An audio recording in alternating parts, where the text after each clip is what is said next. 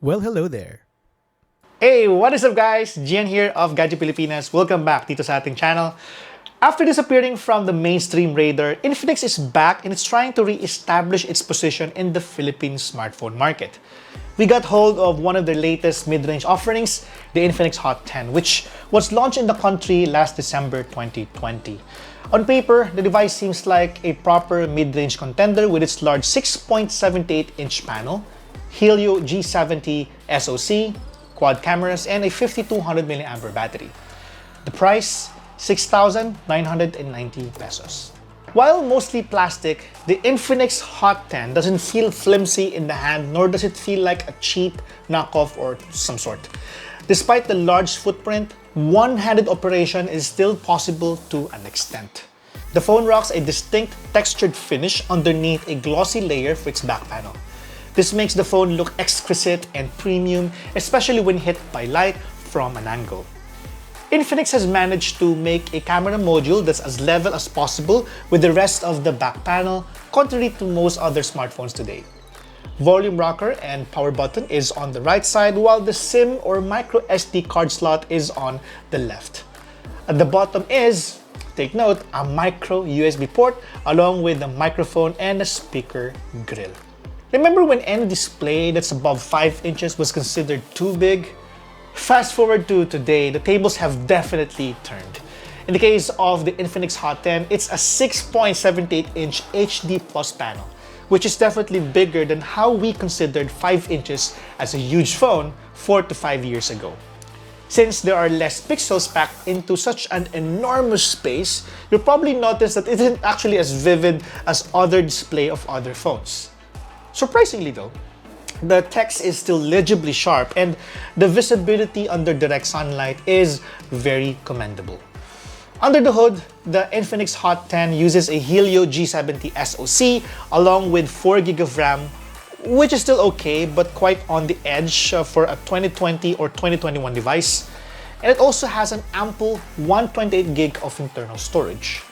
While the phone, as expected, breezes through your typical day-to-day tasks, those who are planning to get this phone for gaming will feel fine or okay about it. Mobile Legends runs at high plus HD mode on, with occasional FPS drops. Asphalt 9 runs well and noticeably better at default settings. Setting Genshin Impact to low or lowest settings will yield the most optimal results. For those who like action-packed shooters like COD Mobile or PUBG, will run at medium plus high settings at the most with fairly smooth gameplay. Now in terms of cameras, the Infinix Hot 10 boasts a 16 megapixel primary sensor, a 2 megapixel depth sensor, a 2 megapixel macro unit, and a QVGA camera. If you're shooting mainly in decently lit places, chances are you're going to get crisp and detailed photos with good sharpness and texture. The camera is also able to apply a depth of field effect that's mostly accurate and convincing. If, however, you're shooting in low light, you'll most likely get average results at best. Photos are slightly smudgy and the amount of detail is significantly less than favorable. The macro lens also produces less than likable results, which is expected from such a small sensor to a point that it becomes more of a gimmick than a feature. Selfies aren't anything to write home about. They're a bit too grainy, but they're detailed enough for your typical social media post. It's also important to note that I could neither find a way to turn off the AI for the camera, nor there are any other options to cancel out suggestions. If you find that or if you know how to do that, please let me know in the comment section down below. The Infinix Hot 10 runs XOS 7 on top of Android 10. I'm happy that Infinix went for a more trendy, modern, and energetic feel to its own take on Android. As far as performance goes, it's smooth and snappy in its transitions and animations. As far as features go, it's more of an essentials plus a tiny bit more. There's no option for an always-on display and no way to change the color temperature of the display. In any case though, I might be asking too much for a phone at its price range. You, however, do get a game mode which lets you do a lot of things like setting how notifications are shown in-game, prevents a sudden return to the home screen by touching the navigation buttons, enables and disables a game assistant panel, and even gives you the option to show a health reminder every 2 hours. Now, there's also Social Turbo, which right now only works for WhatsApp. It basically enhances your experience with tools such as Sticker Maker, Voice Recorder, and a few more things. Smart Panel is a great way, or a great tool rather, that you can use to quickly take screenshots, record what's on screen, and a lot more. You can even customize the task list that it will display. You also get the complete suite of security options, including fingerprint scanning and face unlock, both of which work fast and are quite accurate. On PC Mark Work 2.0 benchmark that simulates tasks such as video editing and also data manipulation, the Infinix Hot 10 scored an extremely impressive 22 hours of uptime. I think no other phone can actually top that right now. While this looks awesome, the drawback is that it charges painfully slow. Using the included charger and cable, 3% to 100% took around 3 hours.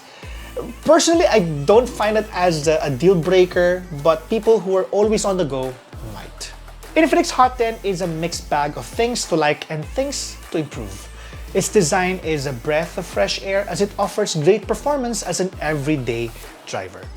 And also decent performance in gaming depending on what game you'll play.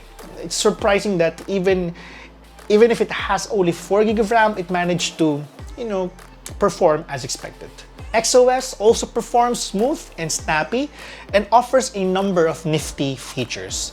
And topping it off is its insane battery life. On the flip side, the camera is great for day shoots. In addition, there seems to be no way to disable the camera's AI, which can be quite a hassle, and the lack of wide-angle lens severely cripples the flexibility of this device. The phone is also using a micro USB port, which is kind of odd for a device in this day and age. Lastly, it's the choice of the SoC. While the G70 or Helio G70 is still a decent chip, it shows its age when you compare it to some other devices that were recently launched. And it shows, especially in gaming performance. So, would I recommend the phone? Well, that depends. If you want a large screen and a ton of uptime, then this is the device for you. But as far as overall value is concerned, there are other choices that you may want to consider. I hope this review gives you the information you need before buying or not buying this device. Be sure to check the review of our friends in the Tech Mob community. It will be interesting to know how they find this device based on their respective opinions. If you like this video, please consider dropping a like. I would also love it if you can subscribe to our channel for more videos like this. This has been Gian. Catch you in the next one.